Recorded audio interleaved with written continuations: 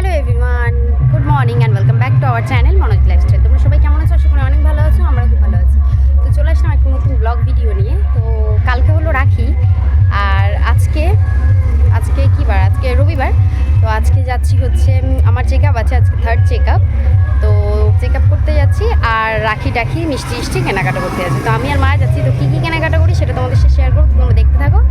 চলো, আর আজকে জানবো আমার সোনা কেমন আছে। তো আমি তো খুব এক্সাইটেড শোনার জন্য যে হচ্ছে কেমন আছে ও, কেননা 1 মাস পর আবার যাচ্ছি।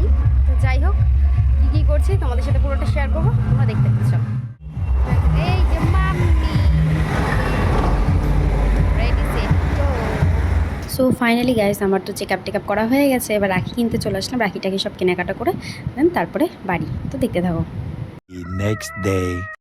Hello everyone, good morning. তো আজকে হলো রাখি পূর্ণিমা। এখন দেখো, এই যে আমি রেডি হয়ে গেছি পুরো।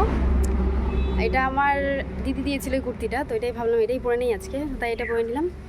তো এখন যাচ্ছি দুব্বা তুলতে। দুব্বা তুলে সব রেডি করে তারপর তোমাদেরকে দেখাচ্ছি আমার দাদাদের ভাইদের সবাইকে।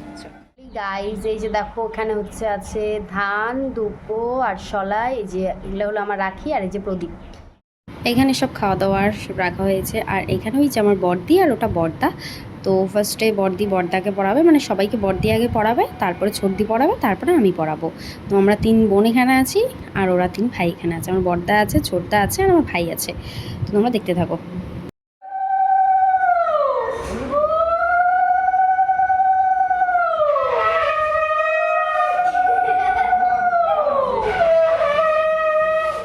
সো গাইজ, এখানে হচ্ছে একটু অসুবিধা আছে, তো সেই জন্য এখানে ইমোজিটা দেওয়া হয়েছে।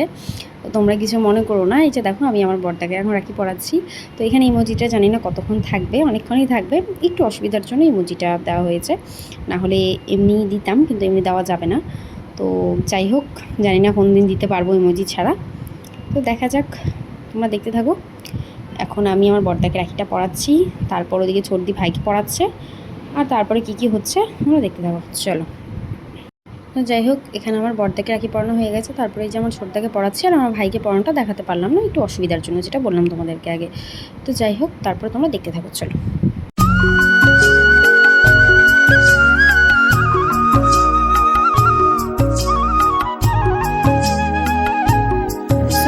রাখি তো পড়ানো হয়ে গেছে, আর তখন গিফট দিয়েছে, তখন তো তোমাদেরকে দেখানো হয়নি। তো এই যে পরে দেখাচ্ছে এখন। এই যে থালা আর গ্লাসটা, এটা আমার বড়দি আমার ভাইকে দিয়েছে, আর নিচের থালাটা আমার বড়দা আমাকে দিয়েছে। আর এই যে এই টি-শার্টটা, এটা আমার ছোটদি আমার ভাইকে দিয়েছে। আর হচ্ছে এখানে একটা কুর্তি আছে, আমার খুবই পছন্দ কুর্তিটা হয়েছে, এটা আমার ভাই আমাকে দিয়েছে। আর একই সেম কুর্তি আমার ছোটদিকে আমার ভাই দিয়েছে। আর যে আমার ছোটদা ছিল, ছোটদা মানে তখন কোনো কিছু আনেনি, ও যে সন্ধ্যায় টাউনেও কাজে যাবে, তারপরে সন্ধ্যায় নিয়ে এসছে। তো তোমরা দেখতে থাকো, একটা স্পেশাল গিফট এনেছে আমাদের জন্য, আমাদের 3 জনের জন্য সেম। তো সবাই সেমই দিয়েছে। তো এই যে হলো সেই গিফট। এটা তো আমি তো খুব এক্সাইটেড যে কী আছে এর ভেতরে, কী আছে ওর ভেতরে। তো তারপর সন্ধ্যাবেলা আমি বম্মার বাড়িতে গেলাম, বম্মা আমাকে ফোন করলো যে আয়, দাদা আসছে, তো যে গিফট নিয়ে এসছে। তো যাই হোক, তারপরে দেখছি যে ওয়াও, কি সুন্দর। আমার শখ ছিল যে আমি এরকম একটা ছবি দিয়ে বানাবো। তো যাই হোক, ফাইনালি ওই আমাকে এটা গিফট করলো। আমার তো ভীষণ পছন্দ হয়েছে। তো জিনিসটা তো খুবই সুন্দর হয়েছে, কিন্তু দুঃখের বিষয় যে হচ্ছে আমি আমার ভাইকে আর আমার ছোটদাকে কিছু দিতে পারিনি। আমি বড়দাকে দিয়েছি একটা শর্টস। তো যাই হোক, আমি ওদের দুজনকে কিছু দিতে পারিনি। বললাম তোদের দুজনে একটা নিউ থাকলো, কোনো একদিন আমি দিব।